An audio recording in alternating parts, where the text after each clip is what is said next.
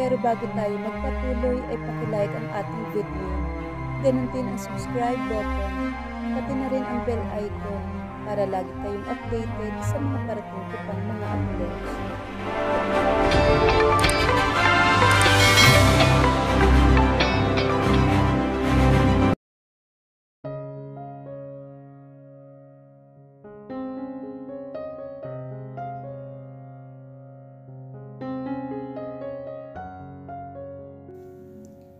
Hindi siya makagalaw.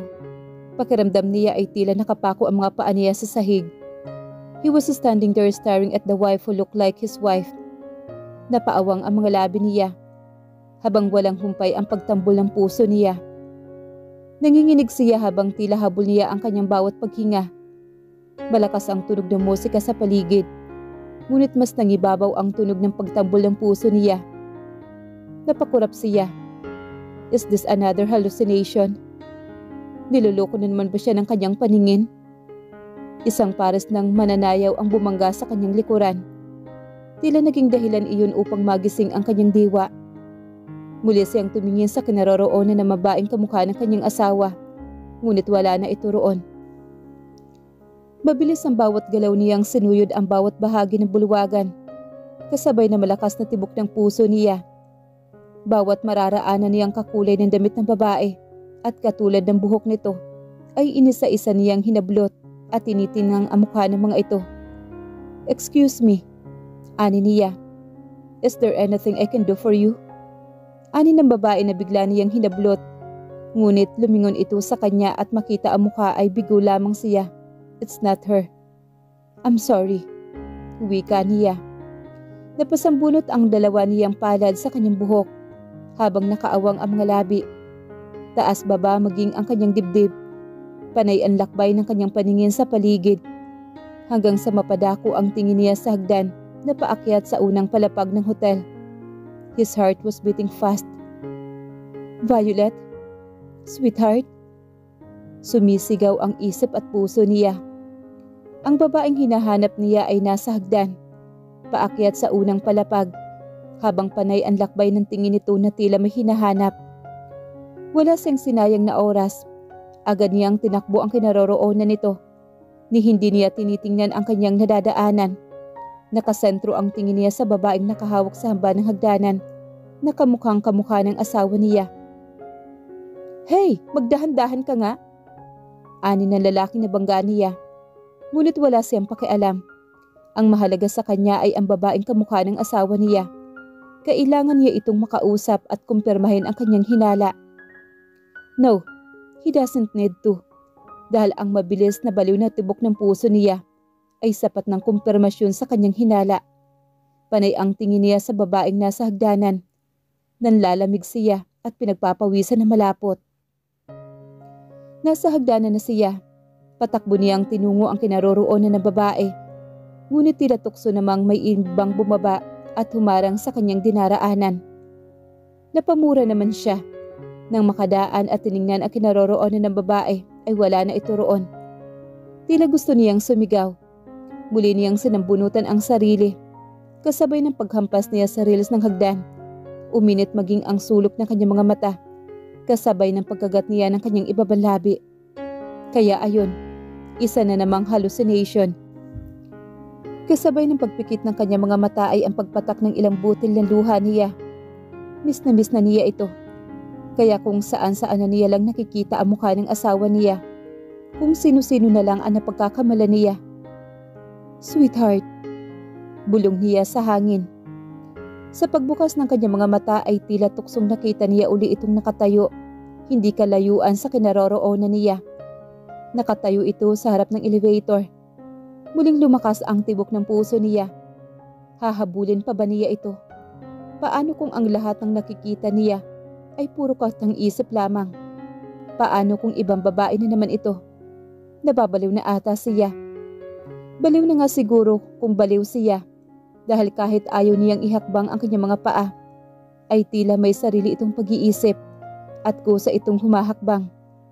Bago pa man niya narating ang kinaroroonan nito, ay bumukas ang elevator at pumasok ang babae at mabilis ding sumara iyon. Tumingala siya. Tumigil sa 10th floor ang elevator. Umangat ang kanyang isang kamay at pinindot ang up arrow, boto ng elevator. Ilang sandali lang ay bumukas iyon. Pumasok siya at pinindot ang numero ng 10th floor. Paakyat. Kailangan niyang sundin ang puso niya dahil pakiramdam niya ng mga sandaling iyon ay hindi na gumagana ng tama ang kanyang pag-iisip. Kaya ang desisyon ng puso niya ang mas nangibabaw. Hanggang sa mapatingin siya sa kanyang refleksyon sa salaming dingding ng elevator. Naka-face mask pa rin naman siya. Napasipa ang isang paa niya sa dingding kasabay ng pagbaklas niya ng mask sa kanyang mukha. Bakit ba kasi siya binigyan ni Daniel ang mask na iyon? Naitukod niya ang palad sa dingding habang nasa baywang ang isa pa. Yumuko siya kasabay ng pagpapakawala niya ng isang malalim na buntong hininga. Sa pagbukas ng elevator, ay muli siyang humugot ng isang malalim na buntong hininga. Bago tuluyang lumabas, ang tibok ng puso niya ay hindi pa rin normal. Bagkus tila iyon mas lalong lumalakas, mas lalong naghuhurumintado. Bahagya niyang niluwagan ang necktie na suot ng three-piece suit niya dahil pakiramdam niya ay hindi siya makahinga sa sobrang lakas ng tibok ng puso niya. Ang tahimik na pasilyo ang agad na sumalubong sa kanya. Ano na ngayon? Papasukin ba niya ang lahat ng silid na narito? Kakatukin pa ba niya isa-isa at sasabihin na nakita niya ang babaeng kamukha ng patay niyang asawa? This is ridiculous.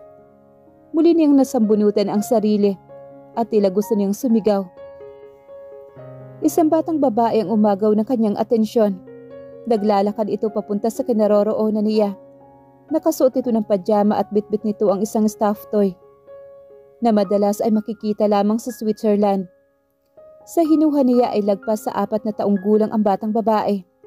Meron itong mahaba at alon-alon na buhok na kakulay ng buhok ng mais. Excuse me, young lady. Agaw niya sa atensyon ng bata na akma siya nitong lalagpasan. Napatingala ito at kunot noo na tumitig sa kanya habang nakataas ang isang kilay. May nakita ka bang magandang babae kanina dito? Taas noo na tinuro ng batang babae ang sarili nito. No, I mean, matangkad. Kulot ang, gorgeous? Tanong nito sa nakataas na kilay na nagpatigil sa iba pa niyang sasabihin. Yes, gorgeous. Kulot ba ang buhok niya at nakasuot ng magandang damit? Yes, she is. Mabilis naman niyang sagot. Mister, nanatiling nakataas ang kilay nito at kunot ang noo na nakatingala sa kanya. Are you stalking my mommy? Stalking your mommy? Napalunok naman siya. Kasabay ng pagtaas ng mga kamay at umikas na iwinasiwas ang dalawang palad at mabilis na umiling. No, why should I stalk your mommy? My mom is gorgeous. She has brown curly hair and she is wearing beautiful dress. Ani nito sa pagmamalaking boses. Akman niyang sasagutin ang batang babae nang biglang tumunog naman ang elevator at bumukas iyon.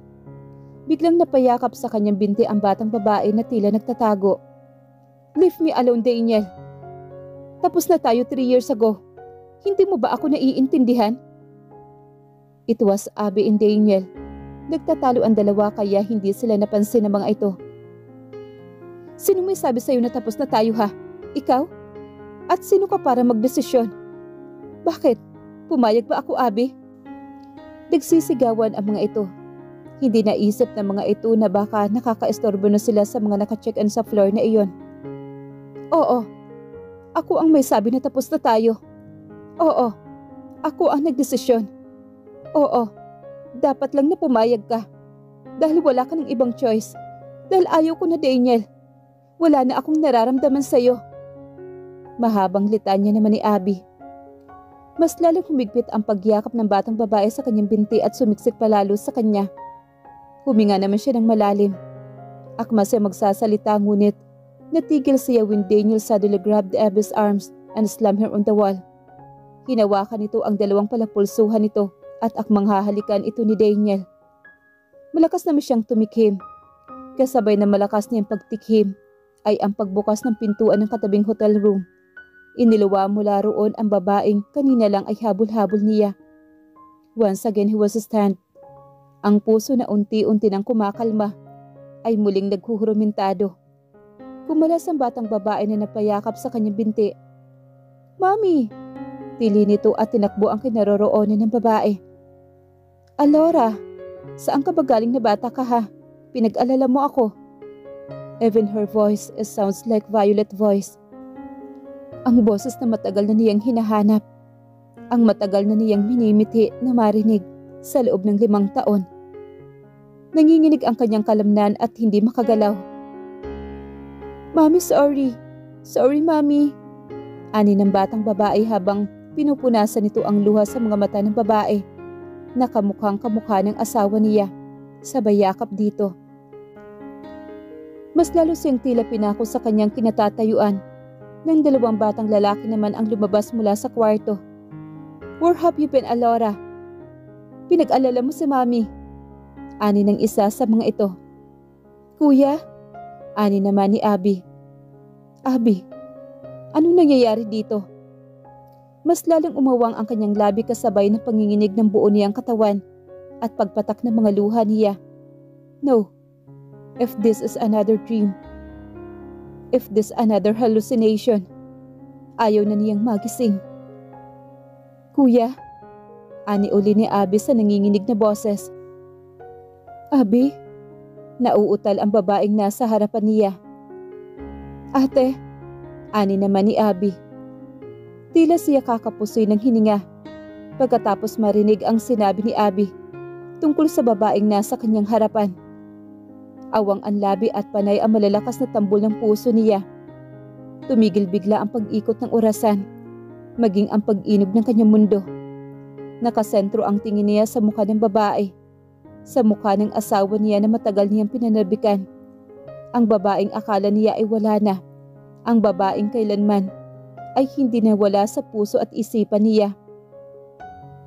"Violet, sweetheart," ani niya sa nanginginig na boses.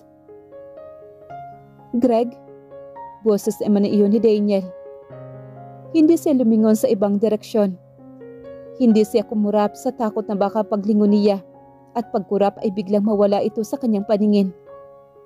Sa nanginginig niyang boses, sinubukan niyang lumapit kay Violet. Kapwa nakatitig sa isa't isa habang awang ang mga labi nila. Siya ay umiiyak at ito naman ay nawawala. Inangat niya ang palad at dinama ang mukha ng asawa niya. Nakatitig lamang sa kanya si Violet. Nanginginig ang mga labi nito. Tila gusto nitong magsalita ngunit walang boses na lumalabas sa bibig nito. Nanatili siyang nakatayo habang dinadama ng palad niya ang mukha ng asawa niya. Awang ang mga labi niya. Nanginginig at walang patid ang pag-agos na masaganang luha mula sa kanyang mga mata. "Violet." Kinabig niya ito at niyakap na mahigpit, kasabay na malakas na bulahaw ng iyak. Walang tigil ang pagpintig ng puso niya. Gustong kumawala sa kalublooban niya. "Sweetheart." Paulit-ulit na sambit niya habang yakap-yakap niya ito na mahigpit. "Mister, let go of my mommy. Let go of her." Ani ng batang babae habang hila-hila siya nito. "Please, let go of my mommy. You're scaring her. Please let go." Ani pa ng isang batang lalaki. Naramdaman niyang nanginginig si Violet. Nanginginig ito sa takot. Kumalas siya sa pagkakayakap dito at tinawakan ito sa magkabilang balikat. Habang matamang nakatitig sa mukha ng asawa niya, Violet face becomes pale. Habol-habol nito maging ang bawat paghinga nito. Umaagos ang masaganang luha habang titig na titig sa kanya. Inangat nito ang palad at hinaplos ang kanyang mukha. "Sweetheart," ani niya habang hinahaplos ni Violet ang bawat sulok ng kanyang mukha. Hinawakan niya sa palapulsuhan nito at dinala sa labi ang palad ng asawa niya at hinalikan iyon. "Sweetheart," paulit-ulit niyang sambit sa nanginginig na boses. "Mister, please. Let go of our mommy. Please. You're scaring her, please. Please, mister. Please." Pakiusap ng isang batang lalaki. "Tita Abby, tell him to stop and let mommy go. Please, tita. Ani pa nito kay Abby. Papa Sander, please, help mommy and tell this mister to stop. Please. That's when he realized na nasa tabi nila ang kanyang mga anak. But he can't let go of Violet. Nakita niyang sa puning isang palad nito ang ulo, habang nasa dibdib ang isa pa, na tila nilolokomos nito iyon. Awang ang labi nito habang bahagyang nakayuko, na tila nakakaramdam ng matinding sakit sa dibdib at bandang ulo nito. Sweetheart, dinaluhan niya ito. He felt suddenly scared. Kita niya ang matinding pagkaputla nito. Tila ito isang papel. Abby, tawagan mo si Trinity. Faster, Abby. Ani naman ni Sander. Napalingon siya sa kinaroroonan ni Sander at matalim na tingin ang ibinigay niya sa lalaki. Violet, sambit ni Sander sa pangalan ng asawa niya. Sabay lapit ito sa kanila. Isang matalim na tingin ang kanyang ibinigay kay Sander. Umigting maging ang kanyang mga panga. Tinatakot mo siya, Greg. Hindi mo ba nakikita? Pabulong ngunit may diin na sabi nito sa kanya. 5 taon. 5 taon siyang nabuhay sa pag-alalang patay na ang asawa niya. Matinding sakit at paghihirap ang dinaranas niya. Pagkatapos ng insidente, ay nawala din na parang bula itong lintik na kaibigan niya. He even feels guilty dahil hindi niya natupad ang pangako na aalagaan at iingatan ang babaeng minsan ay minahal din ito. But he is stupid of believing his wife is dead. But he is not stupid enough upang hindi isipin na may kinalaman ang lintik na ito sa 5 taon na pagkawala ng asawa niya. But no, this is not the right time to deal with this fucking Ashul. Not in front of Violet, not in front of his kids. Napayakap sa kanya si Violet na tila habol nito ang paghinga. Sweetheart, sambit niya rito. Nilukop na matinding kaba ang buo niyang sistema nang maramdaman niyang tila ito naninigas. Sweetheart, paulit-ulit niyang sambit. Lupaypay ang katawan ni Violet na bumagsak sa kanyang mga bisig. Matinding takot ang kanyang naramdaman. Violet, tawag ni Sander.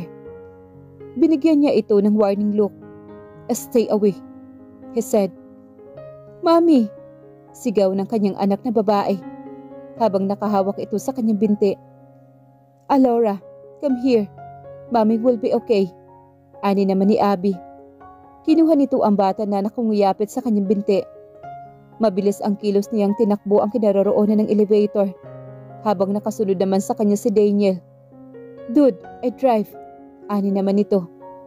Hindi siya umimik. Ang tanging mahalaga lang sa kanya ngayon ay si Violet. Iniluwa mula sa kakabukas lang ni elevator ang isang babae na alam niyang galing na masquerade ball. Send her back to the room, Mr. Velasco. He stares into the woman's face. Pamilyar sa kanya ang mukha ng babae. I'm Trinity Quijano. I am once the doctor who treated your ex-girlfriend when she cut her falls. Ani pa nito. Dude, she is Felicity Cousin. Ani pa ni Daniel. She will be fine, don't worry. Just send her back to her room. Sigurado ka? Nanginginig ang kanyang boses habang nakatingin sa mukha ng kanyang asawa. Nakarga-karga niya sa kanyang mga bisig. Ngiti ang itinugo niya sa kanya. It was like assuring him that everything is fine. Sinunod niya ang sinabi nito. Pagbukas pa lang ng pintuan ng silid ay agad na patakbo na sumalubong ang anak niyang babae. Habang nakasunod dito ang 2 anak niyang lalaki. Mami! Mami! Muli itong humawak sa kanyang binti habang pilit na inaabot na maikling braso nito ang ina nitong nasa mga bisig niya. He wanted to hug them. Habang karga-karga niya sa bisig ang asawa niya, ay panay ang tingin niya sa mga anak niya. Di nalulukomos ang kanyang dibdib habang nakikita ang matinding pag-alala sa mukha ng mga ito, lalo na ang nag-iisang anak niyang babae na panay ang hawak sa kanyang binti na tila natatakot na baka bigla niyang itakbo ang ina ng mga ito. After the doctor checked Violet, ay kinausap niya ito. Nalaman niyang nagkaroon ng traumatic brain injury ang asawa niya. Inamin din sa kanya ni Trinity na naging personal doctor ito ni Violet sa loob ng 5 taon. It's hard for him to swallow the truth. Tila pinagpira-piraso ang puso niya nang malaman ang pinagdaraanan ng asawa niya sa loob ng 5 taon. Violet is under coma for 1.5 years at hindi makapagsalita at makalakad for almost a year. At ang mahirap tanggapin ay ang kaalaman na nagkaroon ito ng selective amnesia. Trinity told him na huwag biglain si Violet at kusang babalik ang alaala nito in no time. Ngunit hanggang kailan? At bakit sa dinami-dami ng pwedeng makalimutan ng asawa niya? Bakit siya pa? Bakit siya pa ang napili ng utak nitong kalimutan? Tanong na hindi niya kayang sagutin at alam niya na maging si Violet ay hindi nito masasagot ang tanong na iyon. Huminga siya ng malalim at marahang hinaplos ang kamay ng asawa niya. Dinala niya iyon sa kanyang pisngi at tinama ito. "Mommy!" Napalingon siya sa pinanggalingan ng boses. His little Jade. Bit-bit nito ang stop toy. Lumapit ito sa kinaroroonan ni Violet. Umangat ang maikling braso nito at humaplos sa pisngi ng ina. "Good night, Mommy." Ang eksenang nakikita niya ay tila nilalapirot ang puso niya. His little Jade. Tifto at pilit na inaabot ng labi nito ang pisngi ng ina. Ngumiti siya at tumayo. Lumihis siya sa kabilang bahagi ng kama at binuhat ang kanyang anak. Bahagya itong nagulat at kumunot ang noo nitong napatingin sa kanya. "You wanted to kiss Mommy, right?" Tumango naman ito. "I will help you. You can kiss Mommy properly." Inilapit niya ang kanyang anak kay Violet upang mas mahalikan nito ang ina ng maayos. Matapos mahalikan ang ina ay nanatili ito sa kanyang bisig. Bahagya pa sa nagulat nang bigla itong yumakap sa kanyang leeg. "Mister?" Napalunok naman siya. Kung kanina ay malakas ang loob niyang kausapin ito, ngayon ay tila umuurong naman ang kanyang dila. "I feel sleepy," ani nito. His little Jade, resting her head on his shoulder, kasabay ng pagyakap na maikling braso nito sa kanyang leeg. Muling uminit ang sulok ng kanyang mga mata at hindi napigilan ang muling pagpatak ng ilang butil ng luha sa kanyang pisngi. Mula sa kanyang mga mata, marahan siyang gumalaw na tila hinihili ang kanyang anak at marahang hinahaplos ang likod nito. Habang nakatunghay sa kanyang asawa na mahimbing na natutulog, ilang sandali lang ang nakalipas ay naramdaman niya ang malalim na paghinga nito na tumatama sa kanyang leeg. Napangiti siya. Marahan siyang humakbang at tinungo ang higaan nito. Marahan niya itong pinahiga sa kama at kinumutan hanggang dibdib at tinalikan ito sa pisngi. Napalingon naman siya sa isa pang kama. His Jazz and Jays are peacefully sleeping too. Marahan siyang lumapit. Inayos niya ang pagkakumot sa mga ito. Yumukod at hinalikan ang mga ito sa pisngi. Muli siyang bumuntong hininga. Matinding pagdurusa at pangungulila ang nararamdaman niya sa loob ng 5 taon. At sa isang iglap lang, ay napalitan iyon ng matinding tuwa. Tuwa na walang pagsidhan. Hinubad niya ang kanyang coat at inilagay iyon sa isang upuan na nasa harap ng vanity mirror desk. Tinupi niya ang manggas ng kanyang long sleeve polo hanggang siko. Lumapit siya sa asawa niya at muling umupo sa tabi nito. "Greg?" Wika nito. "Grego?" Ani pa uli nito. Bigla ang sunod-sunod na pagtambol ng puso niya. Napapaawang maging ang kanyang mga labi. "Sweetheart?" "Grego?" Sagot ng asawa niya sa gitna ng mahimbing na pagtulog nito. Tinatawag nila ang kanilang mga pangalan. No doubts na kung gaano siya nangungulila dito, ay ganun din ito sa kanya. Nanatiling nakatingin lamang siya sa mga labi ni Violet. His wife's luscious lips na tila laging nag-aanyaya na angkinin niya. Nahalikan niya ito. Hindi niya na napigilan ang sarili na yumuko. Itinuko niya ang siko sa kanang bahagi ng ulunan nito habang haplo sa isang palad niya ang mukha ng asawa niya.